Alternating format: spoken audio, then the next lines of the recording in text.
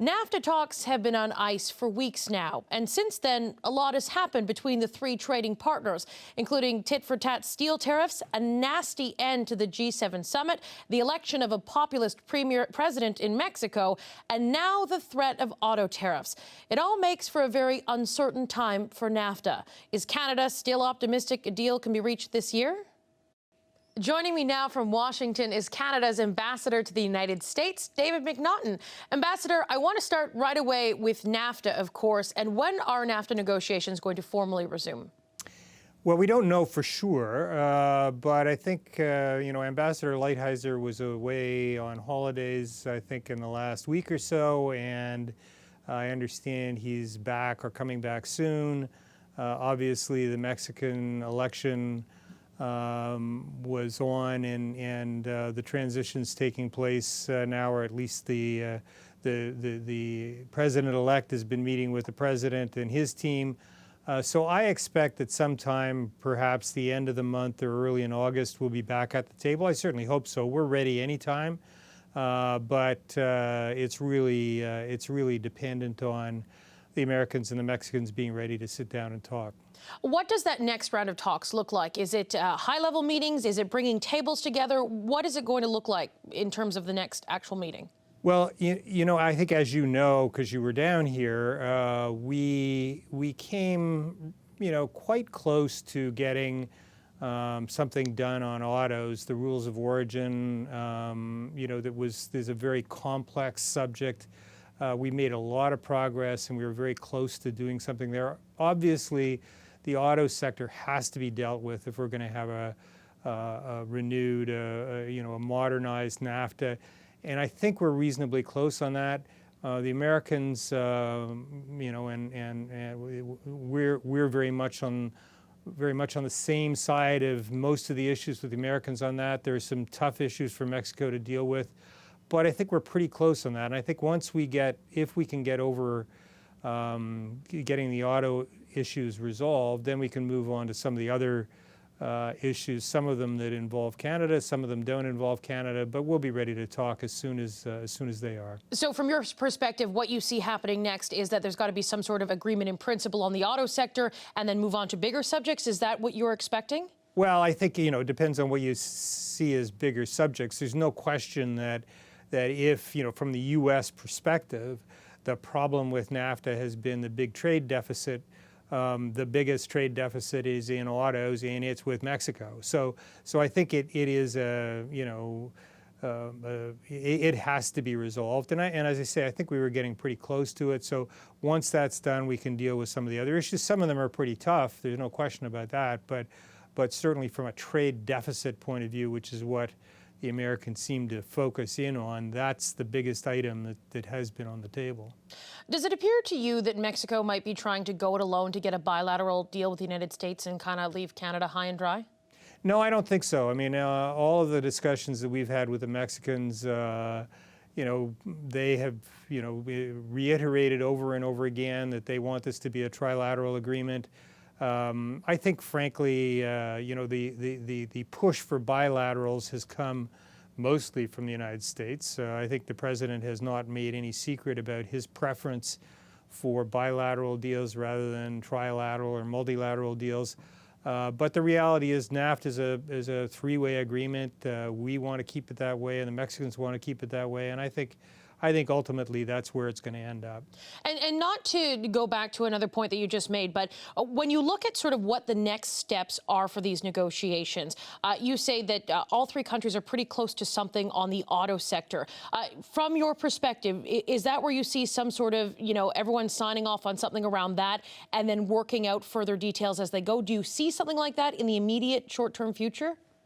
Well, I'm hoping so. I mean, we've got some tough issues that we've got to get over with them that are really what I would describe as sort of foundational issues that really make this a vibrant trade agreement. One of them is obviously, the sunset clause, which we think is just fundamentally wrong, that we think that there can be, and we're happy to see some sort of a review mechanism put into it, but it can't be a a sunset where it automatically dies unless all three parties agree. So we have to come to ground on that. And obviously, if you're going to have a trade agreement, you have to have some basis on which you're going to settle disagreements. There's got to be some dispute resolution mechanism, and whether it's exactly how Chapter 19 is written at the present moment or whether it's modified, we're open to that, but there's got to be a robust dispute resolution mechanism within the agreement, or it's not really an agreement. The U.S. Department of Commerce held hearings that the Deputy Ambassador was at yesterday, and she again presented what Canada has been doing in the past, presenting these fact-based arguments to the Trump administration, to the Department of Commerce, about why it's important to continue to trade with Canada and Mexico. But on the potential of auto tariffs, spelling out what the consequences could be. Are you seeing any signs of evidence that that Canadian message is actually getting through to the decision makers at the White House? Well, I think the most important thing is that the Canadian message is, as you say, a fact-based message, and it is shared by a lot of Americans. And I think the Peterson Institute came out with a study that said that if these tariffs were imposed on the automotive industry, there'd be 190,000 jobs lost in the United States. Frankly, saying to the Americans, please don't do this to us, is not the kind of argument that we have been making. What we've been saying is, don't do this because it's not in your interest as well as not in our interest. And I think there are lots of American voices, both within the automotive sector and without, that are saying the same thing. And so one can never be sure about what is going to happen here, but I don't think that I think that the consequences of imposing those tariffs in the automobile industry would be catastrophic for states like Michigan, Ohio, Pennsylvania, and I think that hopefully reason will prevail. But you've got to get that message through the decision makers, the stakeholders, the auto industry. Everyone seems to be on this same united message, except for those key decision makers at the White House. So what should Canada be doing to actually get that message into the White House? Well, I think we've been working with U.S. interests, not just the business community, but also talking to labor unions, talking to governors, talking to community leaders. It's not just the White House; it's also the people that talk to people in the White House, and I think it's starting to have an impact. It doesn't mean that our job is done. We have to keep it up. Because, as I say, the consequences of this on both sides of the border would be very bad. And I don't think, I think with the economy moving along as it is in both Canada and the United States, I don't think anybody wants to see something that's going to be as disruptive as that would be.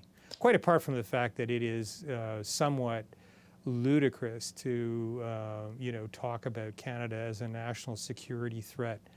In terms of what we do on autos. I mean, the significant, exports from the United States to Canada, significant American component. Something like 50% of the automobiles that we export have got American content in it. I mean, we have an integrated supply chain. We've had the U.S.-Canada Auto Pact going back to the mid-1960s. It's only been enhanced through NAFTA and through the Canada-U.S. Free Trade Agreement. It would be a real mistake to disrupt that. Ambassador, I want to thank you very much for your time today. Thank you very much, and hopefully we can get back to a positive outcome on NAFTA within the next few months.